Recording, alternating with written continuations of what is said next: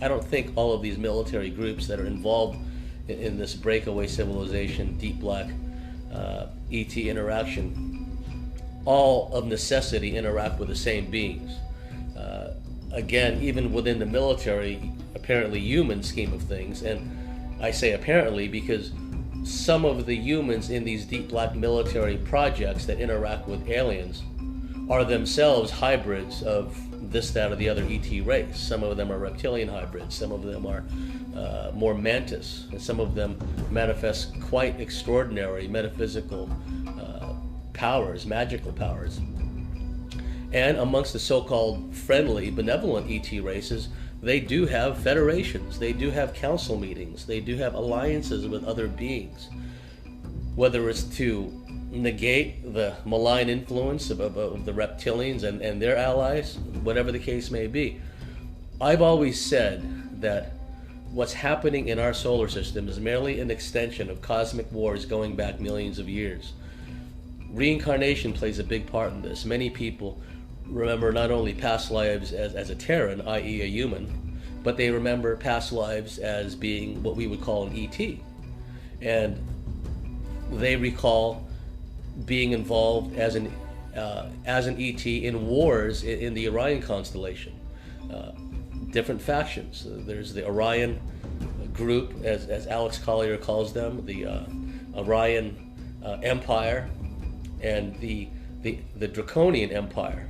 The Orion Empire seems to be a subsidiary of the Draconian Empire, those winged gargoyle beings I spoke about. So there are definitely alliances and counter alliances at work, and there are councils and there are federations. It's very unpleasant for a lot of these so-called serious researchers to contemplate, but it's true.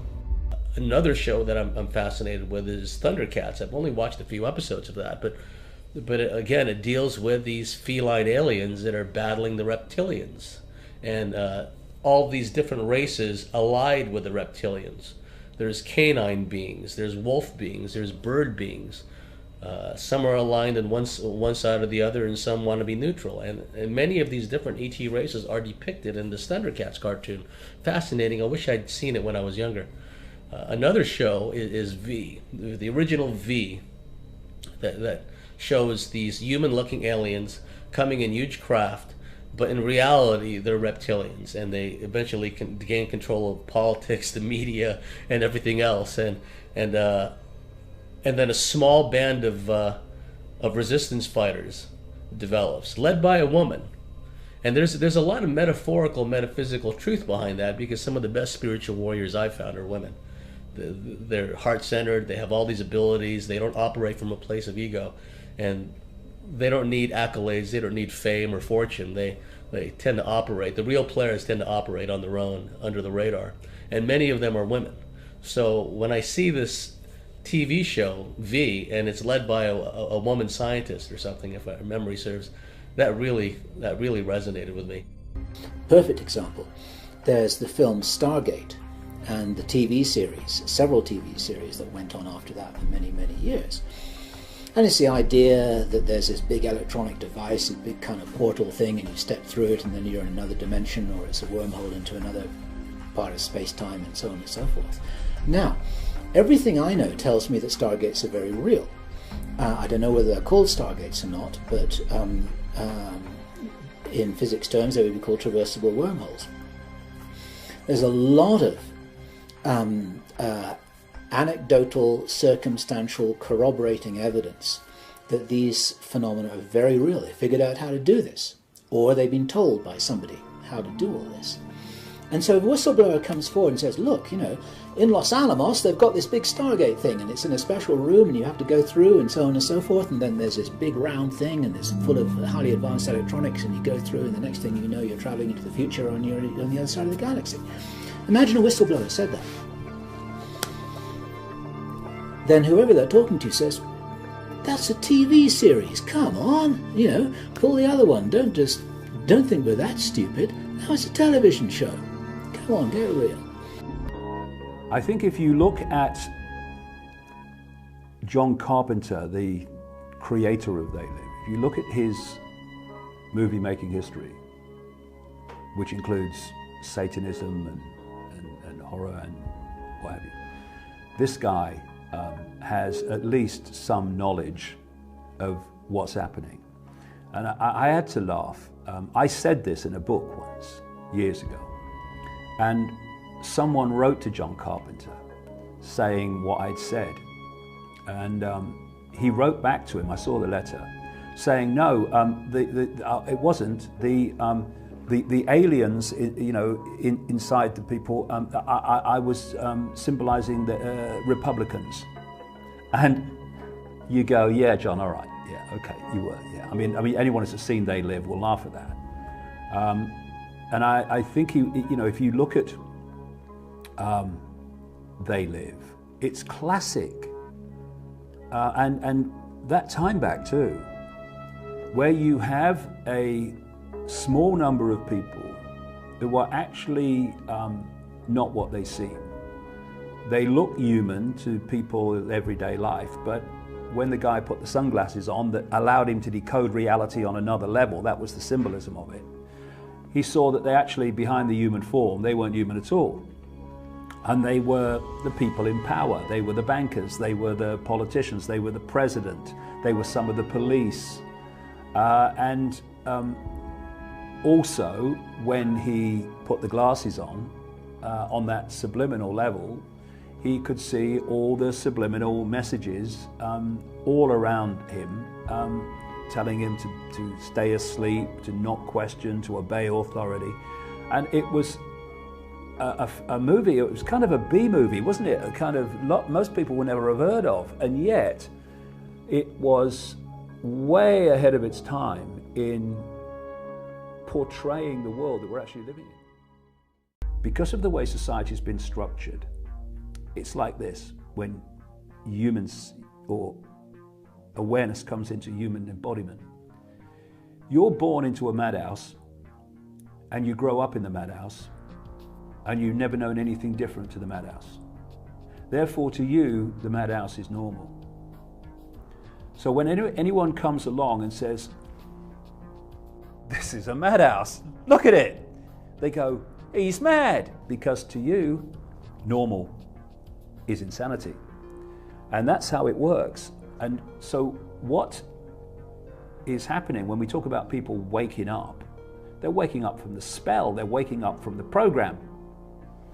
And then suddenly, the mad guy don't seem so mad anymore, because you can start to see the madness. And that's what it is. People will say, "I'm seeking enlightenment." We don't have to seek enlightenment. We are enlightened. That's our natural state of being. What's happened is this distortion has distorted our sense of perception, and that distorted perception has disconnected us from that level of us that is infinitely enlightened. That's what the human perception has been hijacked. Once again, Archontic cannot create human awareness, but it can piggyback it and distort it so it perceives the world that suits the distortion. That's what's happening. It's important to understand, because there's a lot of video online. Oh, look, so-and-so shapeshifted, he or she is a reptilian. Maybe, maybe not. Depending on the proportion of a particular genetics dictates whether you can shapeshift. Because of the programming of the physical, they say that's not possible, you're mad. You can't move from a physical form to another physical form. And they're right, but that ain't what's happening. The higher the proportion of either Anunnaki, and that's coming back to your final point now, or Nephilim, the higher the genetics of that, the more you can shapeshift. And the more reptilian you have in you, you can also shapeshift. The problem is that it's very hard to control shapeshifting. Sometimes the person could just be very tired and maybe spend a lot of time around a negatively energized, what's been described as an organic portal, some really negatively energized hosted person. Maybe they had a relationship with that person, maybe they spent too much time with that person, but somehow or other, these entities had attached themselves to the auric field of that person, and momentarily they shapeshift. You can't just say, today I will shapeshift. It will happen in certain circumstances. and also people who are psychic can see it, the change in the person, but those who are not psychic can't see it. It's a Trojan horse scenario. You have somebody who looks human, who has a human position, who was once fully human, but has been taken over. Often as not, these shapeshifters, they're in positions of authority, whether it's in a local company or a corporation or high-ranking mucky-mucks on the world stage. People are seeing shapeshifting going on. It's real. President of the United States, President Barack Obama.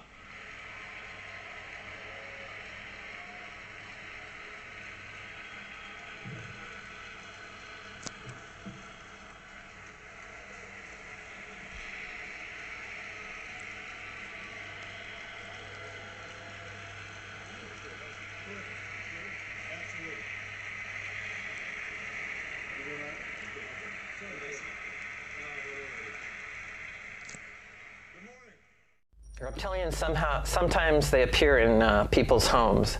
So how do they get there? Well, they can arrive simply by materializing, first appearing as an invisible energy and then fading in and becoming visible. For instance, in one case, a hypnotherapist was working with an abductee when he saw the impressions of the reptilian's hand on her arm, as if the reptilian was standing behind her in some sort of invisible form. Moments later, the reptilian materialized and became visible, and associated with that, there was a rush of air and a crackle of static electricity. In other cases, the reptilians can appear as a blue, white, or red ball of light, perhaps around the size of a grapefruit, that floats through the air as if it's under intelligent control. This ball can then open up and become a reptilian being. Sometimes they come through a portal, which may appear in the person's bedroom, closet, or in the wall. The portals have been described in various ways. Often there's a kind of rippling effect around the edges, like heat waves coming off the surface of a road on a hot day. Sometimes there's light emanating from the portal. As for the technology they use, sometimes no technology is seen. The reptilians may simply materialize or dematerialize as if of their own will, perhaps a paraphysical ability rather than a technology. And in some cases, well, maybe it's a technology that's just unseen because it's built into them in some way. In other cases, reptilians have been seen wearing a kind of a utility belt, and they can press a button that allows them to beam themselves out of the area. Or they may hold a silver rod, kind of shaped like a carrot, which they point at the direction where they want a portal to open. What I want to explain is how a super soldier is related to this equation. And this basically goes back to after World War II, when over 10,000 Nazi scientists were brought back into the United States through Project Paperclip. And they were allowed to continue their experiments into trauma, torture, and mind control in deep military underground bases, or also known as DUMBs. The government's always been trying to make, or governments, military leaders have always been trying to make a perfect soldier. Of course, you could take people who are highly psychic and very gifted and enhance their psychic abilities through torture, basically splitting the mind, creating altars, and that's the old way of doing it. Those generation of super soldiers were called ultras. But later down the road, they realized that just by cranking up people's aggression, or even giving them, putting implants and putting wires under their skin to enhance their physical strength, it can only go so far. Eventually, these people were cracking. They're just a total mess. So, through their treaties and agreements, they allowed, they were already working with extraterrestrials, but certain groups of reptilians who are already very gifted when it comes to computers, when it comes to nanotechnology, and robotics. Of course, all that goes into mind control. But these reptilians were started working on projects with human personnel in these underground bases. As soon as I got out of the car, she got out of the car too, and we walked around to the back of the four-wheel drive to get out the equipment. And as soon as I'm turning to pull up the back of the boot, there was one of the Draco Reptilians it was basically behind Carol on an angle. Now, at this time, it was phasing in and out like a distortion, how would you say? It was sort of be like a hologram tuning in and out with static, and it was coming in and out. And straight away I just said to her, get in the car. I got into the car. At that time, like this would have only been 10 metres away. And it had horns, it's got the wings. I couldn't tell you what colour, but when they were projected to me, they were yellowish brown colour. Big, like maybe 8-9 foot tall, something like. It was big, but it was only 10 metres away, and in the distance, maybe 150 metres away, is a street light out there. It's the only light in the whole area because it's out of town in a swimming area, like where people take their boats and their kids and have picnics. So because of that, I sort of had a good reference to see it. Even though, you know, usually you can see stuff with the shadow dudes in the dark, you can still get something. But when we hopped in the car at this time, the lights on the interior, on the speedo, on the dashboard, and the outside lights all turned on at different times. They were all, you know, it was like a disco of lights. No reason for it to be happening, and I'm trying to turn on the car, and after some time I just sort of blasted it with love in my mind anyway, and it got a little bit more intense, and then I did it again. Then all of a sudden, like in my mind, it's just like, just start the car, and the car started at that time, so I've reversed out, floored it out of there, and got on my way. Welcome to Phenomena. We have a very big old freak of nature here, a reptilian live on the news. Let me zoom out. Sorry, a bit nervous, having dinner, doing a bit of fishing. Now, let's show you the background, ladies and gentlemen. He's lost the top of his head, for the love of God. Or his wrist, certainly, in some bandage or plaster. So, you monster! He's losing his holographic form, isn't it? In the southwest, and in the last hour as well, we have just emergency lanes added. We cannot lose this. This could be gold. For invitations to the no, they're going to. What is that so good? I got him good, Mum. I got him good. I've got him. He's got him. Oh my God! Sir David's wrist. He's a bloody monster. We are seeing the evil for what it is, ladies and gentlemen. Fishing. Watch the fucking news. My understanding so far has been that certainly there does seem to be some of the greys and some of the reptilians seem to be the main ones that seem to come through with the MyLab. But what a lot of people don't understand, and it's something I've only in the last few years learnt, there seems to be some that look like the greys and some that look like reptilians seem to be, if you like, grown or cloned. And these are programmed by military that are not, in fact, the genuine article. So that in itself, they're called programmed life forms, and they're programmed, as I say, and there is a different energy signature between those and the real ones. And some gentlemen that I've heard of testimony have said that to meet them, there is a coldness and a real sense of fear around them. It's like they really do feel very dark. And so again, it must be very hard for a frightened experiencer to be in a scenario where they're facing one of these programmed life forms and believing that this is an ET, and in fact it isn't. So it's a very, very complex, if you like, and with many layers, which was, you know, I'm still as a researcher trying to work out. I got into the alternative scene first in early of 2013 when I uploaded my first Reptilian Shapeshifter movies.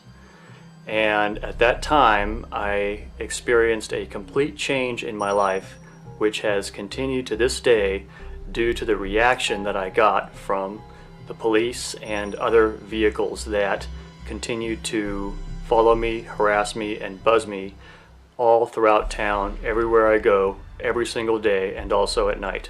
Okay, so here's New Year's Day 2014, and you know, it's a New Year's Day, so no one's out. Everything's very quiet. And these guys went ballistic, and here's where you're going to see the micro UFOs, and I'll show you that in a second. But here you'll notice that this sky, these police and police helicopters were circling directly over my house, and you can see from the curvature of the flight path of the helicopter that there's zero doubt that it's circling directly overhead. So you can see that the circle angle is right over my apartment. And now here's little micro UFOs, and I'm going to show you in a second and prove to you that these are actually little micro metal spy orbs of some kind, or just little micro UFOs. I don't know for sure what they are. They may even be aliens. Looks like a bird here, doesn't it? But watch carefully. I'll keep showing this. See?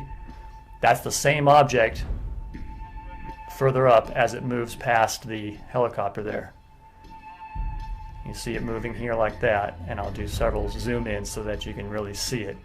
But there's no question, it's a little metal object. You can fully see the light refracting off of it. I was sitting in the lounge and wanted to go to the loo. And to get from the lounge to the loo, you had to pass through the corner of the kitchen. There was a door here, and then you went through a door there. As I went through that door there, just going to go into that door there, there was a reptilian standing there. It was tall.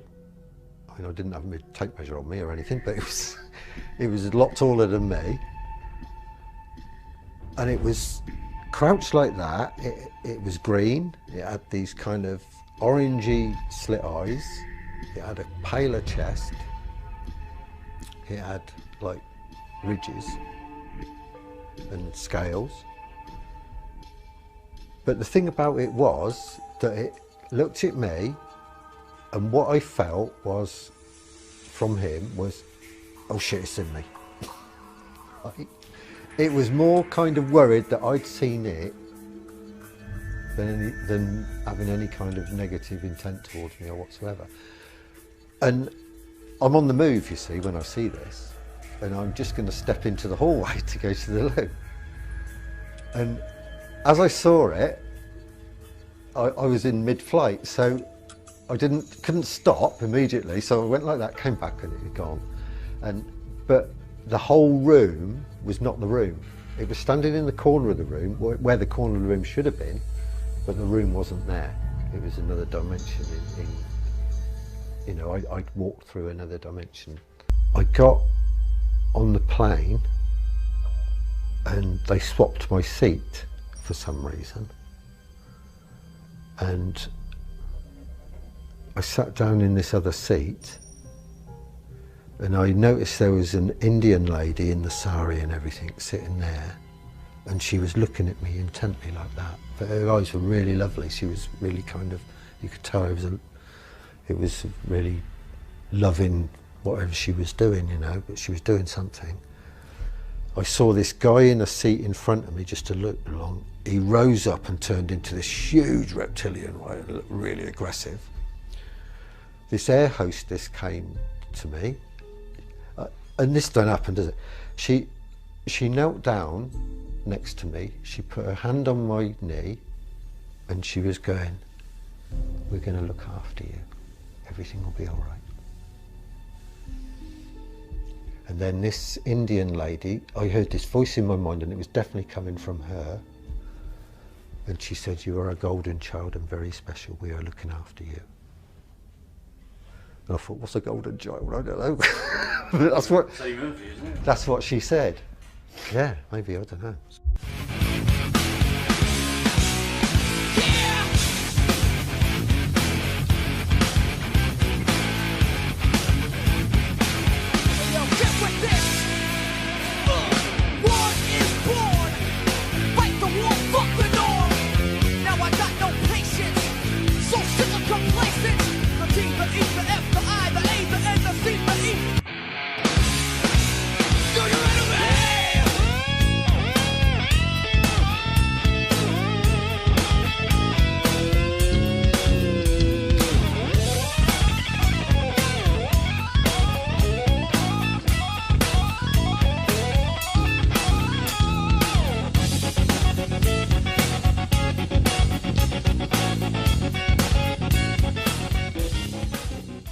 One of the important things throughout all of their interaction with humanity was not to be recognised and not to be seen, because humans record in stone.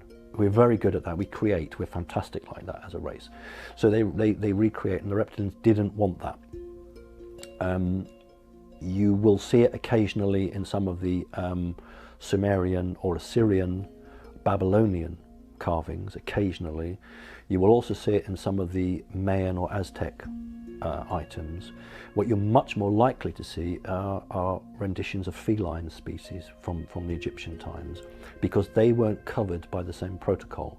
So they weren't, there was no ban on depicting them, whereas there is a ban, there still is now a ban on depicting reptilians, and I'll give you absolute proof of that when I did that very nice interview on the Today programme with Holly Willoughby and Schofield, and I did 2 drawings, one of a mantid and one of a reptile, and I was told point blank we're not allowed to put the reptile up because they were going to have me as a backdrop, them as a backdrop to me. So the stills I've got, which they very kindly sent me, I'm being interviewed with them, and behind me is a picture of the mantid.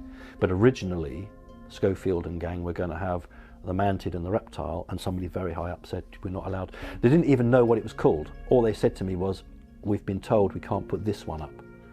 So there's a blanket that goes out, and hence, if you think about what your title of this DVD is, because we're coming round to that now, and you think about that chapter in The Greatest Secret that David Icke wrote, which was don't mention the reptiles, and that's a fact, and David's absolutely right, that the system doesn't want to publicise them because they have signed an agreement not to publicise them. It's to keep them out. So you can talk about the greys as much as you want. That's not an issue. You can talk about the mantids as much as you want, because they don't manipulate humanity. The reptile race that we're talking about manipulates humanity and has done for thousands of years, and has a covenant with the elite humans who run the world that they will always be in the shadows. You have to understand that most reptilians will look on humans as the lowest of the low. When dealing with military, they have a first interaction protocol where the humans have to bow to them. After that, they don't have to do that because they've already shown their subservience to them. If you look at very wealthy bloodline families, the reptilians look on them as not equals, but as the anointed ones of power. So they don't have to bow generally. For instance, if a Rothschild grouping, the alien will have the reptile will have the head chair. There'll be a beautiful carved chair somewhere, and that's where he will sit, and then the family will sit round. They don't have to bow at that point, but there will be a ceremonial point where they have to do the bowing. But you're really talking to me about ordinary Joe or Josephine in the house, and the reptilian comes in. That's very rare. That's incredibly rare. Reptiles do not generally come into a house to waste their time with a human. They'll send a grey. But where a reptile does come down, it's because that individual is so important that it requires an interaction from the high level. Again, it depends on that individual. What is that person to them? What is that person to humanity? And they have, for want of a better word, time machines where they can predict ahead what each person will do. And if they see a person as a threat to them, they will attempt to come along, interact with them, and send them off on a different course. There are many, many psychic men and women on the planet who, if left to their own devices, will be incredibly beneficial. And so what the system will do is try and target a disruptive male to get involved with a female, or vice versa, and to make that person's life hell. Everything and anything to make somebody not think about themselves. So it's all part and parcel of what happens. What will a reptile do? Well, a reptile will come in, and generally it won't disguise itself heavily, because if it's come to meet somebody, that person is considered important enough for them to be there, and they'll only disguise themselves to prevent that human freaking out.